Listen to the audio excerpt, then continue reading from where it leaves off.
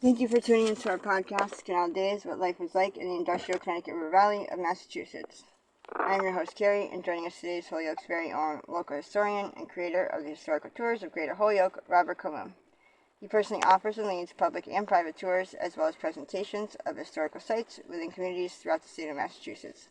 Currently, the communities he has chosen to focus on this year are Holyoke, Chicopee, South Hadley, and East Hampton, and also Granby and Amherst as well. His tours spotlight the local canals, reservoirs, cemeteries, and churches, as well as various parks, streets, and selected historic houses within each community. Today's episode, we're talking about the Power Canals of Northampton. So tell us about the Power Canals of Northampton. There are many of them. It's amazing. Most people around Northampton would say there are none, but that's not true. This was an industrial location.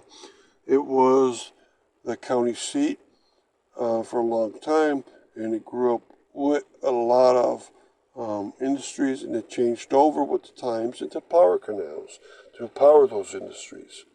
So we'll talk about those power canals, and then we're also going to talk about some of the industries that were associated with them, and the arrangements of the canals compared to the mills, and then what happened to them all. Are there any remnants? So, to have a power canal, you could have the canal, in a simple case, in front of the mill itself, powering a water wheel, an overshoot water wheel, or you can go, since 1821, behind these mills, build races, which are tunnels, and bring that canal water underneath the mill and power hydromechanical turbines that way. Sometimes still overshoot water wheels were still used, but most of the time, especially by 1844, they were all replaced.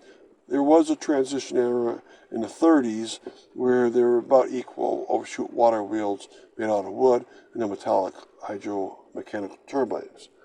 But there were many canals in Northampton, very many. I think there might have been 12 that I've identified so far, and I'd like to talk about them. And tell us about some of the industries these power canals supported. Okay, they supported wool, silk, cutlery, paper, wire. All right, and I'll give you the names of some of these canals, and by saying the names, they'll tell you basically also what the company name was, sometimes what they exactly did. All right, there was the Clement Mill Canal, there was the Cook's Canal, the Lamb Wire Mill Canal, the Maynard Shovel Mill Canal, the Shepherd's Woolen Mill Canal number 1 and number 2, the Northampton Woolen Mill Canal, the Nonotuck Silk Mill Canal, the Northampton Cutlery Mill Canal, Northampton Paper Mill Canal, and the Warner Silk Mill Canal. So they had a lot of jobs embedded inside those titles, and so they made a lot of products. The Mill River through Northampton was very industrialized, and that's hard to see nowadays because a lot of these are gone. And really quick before we continue with the rest of our interview, just to fill our listeners in, for more information or to sign up for any of his various tours, you can check out his website at holyokecanaltour.org. And there you can find videos and podcasts of the stops along each of his tours, as well as photos and text of the historical sites throughout as well. And for private tours and other inquiries, you can email him directly at bobcat4214, capital B, @yahoo.com. And his tours make for fun educational outdoor activities for families and group parties. So getting back to our interview, what was the arrangement between the canals, the mill races, and the mills? All right. Now, for most of these, you had the water go in the back of the set of mills. And most of these canals were only one mill canal. It wasn't like the big ones in Chicopee, Holyoke, and Lowell, for instance, where the canal served very many mills before it entered back into the river. So the Mill River was canalized 12 times, and it always served just basically one mill at a time. Now, the arrangement was such that they'd carry the canal would carry the water away from the river behind the mill. There'd be a race back there, which is a tunnel that would bring the water into the mill in this tunnel. And then when it reached the turbine, it would fall onto that turbine, and it would power, the turbine would power the mill in a sense that it would turn belts, it would turn wheels, and there would be machinery hooked up to it, whether it was basic production machinery or whether it was final product machinery, such as a seamstress's sewing machine. So they did a lot. And the mill races is the race or tunnel that connects the canal into the mill.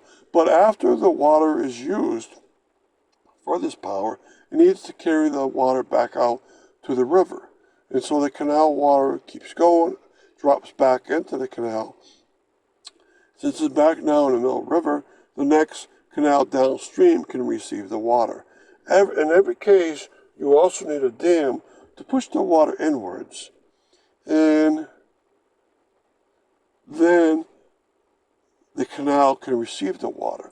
And that's kind of the point, because it's receiving a nearly steady stream of water into its canal, into its mill races. Then the work can be done at a steady rate during the day, and every day could be about the same amount of power. So they really have been a great help. Now, some of these canals in Northampton did not have the canal go behind the mill. The canal went in front of the mill. And in those cases, you don't need to make any bit of land there. They just dig out all the land in front of the mill, have either a water wheel being turned or having a metallic turbine have water collapse onto it.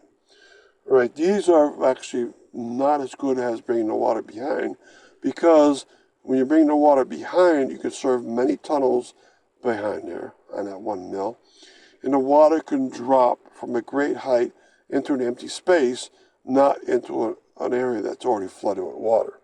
So a lot more water was flowing, a lot more power, a lot more workers can go to work, and a lot more profits can be made here.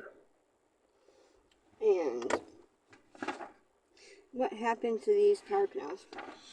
Okay, in most cases, there's almost no remnants, but in a few cases, you can still see some of the effects. Remember, there's a dam, canal, mill, and sometimes races.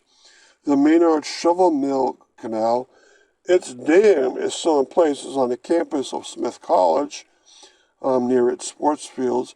The dam is the only thing left there, but you're going to have to envision that this dam can push water into a canal at that point and have the mill going. Another example, the Lamb Wire Mill Canal, that's all gone. It's been replaced by City Park. And so you can go through some of these. One that still has something left is the Nonotuck Silk Mill, because there, the mill is still there, and you still have one of the gatehouses, and you can envision where the canal water was pushed in, because the dam is still there too. And so in some cases, you can envision it. In no case, though, any of these still function. And so you have to depend upon pictures and old maps. One of my favorites is where the Northampton Cutlery Mill is. You can still envision very well, because the lie of land enables you to see where the water is going. And someone said that the canal kind of still exists. It looks like a brook coming off of the main branch of the Mill River. And it's behind people's houses, so I can't go back there. But I suppose it still exists. So hopefully I can have a presentation someday on these 12 canals through Northampton. Probably it will surprise most people, because they hardly expect such a thing in such a city. And thank you, Robert, for educating us on your tours and historical topics of your expertise. And of course, we want to thank our listeners for tuning in. And check out a large selection of our other podcasts at his website,